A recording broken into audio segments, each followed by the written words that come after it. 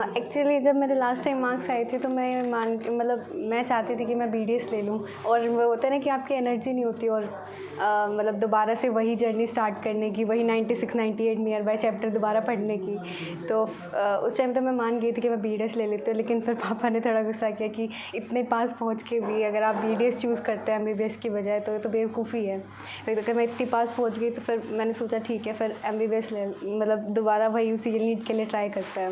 लेकिन फिर वही बात हो जाती है कि 2-3 हफ्ते तो मुझे बहुत टफ लगा, मतलब डिप्रेसिंग हो जाता है वो बहुत ज़्यादा पढ़ना, दोबारा से वही सब पेज शुरू करना, उतने ही घंटे दोबारा से पढ़ना, और मेरे लिए तो बहुत ज़्यादा मुश्किल था। मैं पहले रोती भी थी रूम में, बताती नहीं थी लेकिन किसी को, पर फिर धीरे धीरे पर ये हुआ कि करना तो है अब लास्ट टाइम।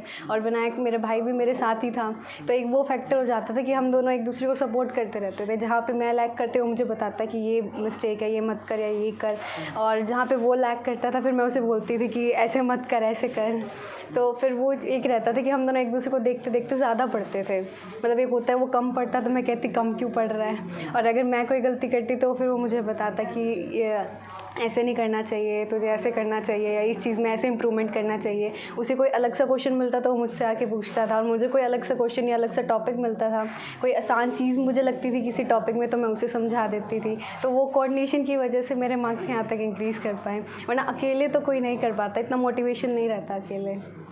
मैं बिल्कुल नर्वस नहीं थी मैं बिल्कुल नर्वस नहीं थी उस टाइम पे। विनायक थोड़ा था, वो पढ़ रहा था, लेकिन मैं पढ़ नहीं रही थी, वो गाड़ी में भी मुझसे पढ़ा नहीं जा रहा था, तो मैं तो बिल्कुल रिलैक्स थी। पेपर में मैंने बिल्कुल आराम से दिया था, लास्ट बेंच था मेरा, तो वो बीच में होता है, फर्स्ट पे होता है तो आप थोड़े नर्वस हो जाते हो। लास्ट बेंच था, विंडो सीट थी, आराम से मैंने पेपर दिया, तो मुझे कोई एग्जाइटी नहीं हुई उस दिन। देखो ये हो जाता है कि अब अगर मैं उस टाइम पे कोई और फील्ड भी चूज़ कर लेती, अगर कोई सोचता है कि भाई अब मैं और नहीं कर सकती वो चीज़, तो अगर कोई और फील्ड भी चूज़ कर लेता है इंसान, लाइक BDS चूज़ कर लेता है, BSc, तो उसमें भी तो पढ़ना ही पड़ता। BSc भी शायद 3 ईयर्स की होती, तो उसमें भी तो टाइम कंज्यूम करना ही पड़ता, और वो चीज़ इतनी बड़ी भी नहीं है कि आपने कुछ बड़ा अचीव कर लिया और BSc करके भी। तो वही बात, आप बस 1 साल इन्वेस्ट ही कर रहे हो एक MBBS में। डॉक्टर बनना एक बहुत बड़ी चीज़ होती है, BSc से तो क्या ही होगा वहाँ डिग्रीज़ वगैरह में, और जनरल में ज़्यादा स्कोप भी नहीं है कि कोई प्रोफेसर बनने का, इतने ज़्यादा जॉब्स के स्कोप नहीं होते BSc साइड पे। तो आई थिंक कि दोबारा एक और बार 1 साल देने में कोई ऐसी प्रॉब्लमेटिक चीज़ नहीं है। वो अच्छी बात है कि आप इन्वेस्ट कर रहे हो अपनी लाइफ में। मतलब एक डॉक्टर बनना एक बहुत बड़ी चीज़ होती है, बहुत रिस्पेक्टेबल जॉब होती है, और वैसे भी लड़कियों के लिए तो बहुत अच्छी जॉब होती है डॉक्टर। इसलिए फिर मुझे ऐसा लगता था कि एज अ डॉक्टर ज़्यादा बेटर है, बजाय कि मैं प्रोफेसर बनूँ, या वो उसके भी चांसेस बहुत कम होते हैं प्रोफेसर के भी।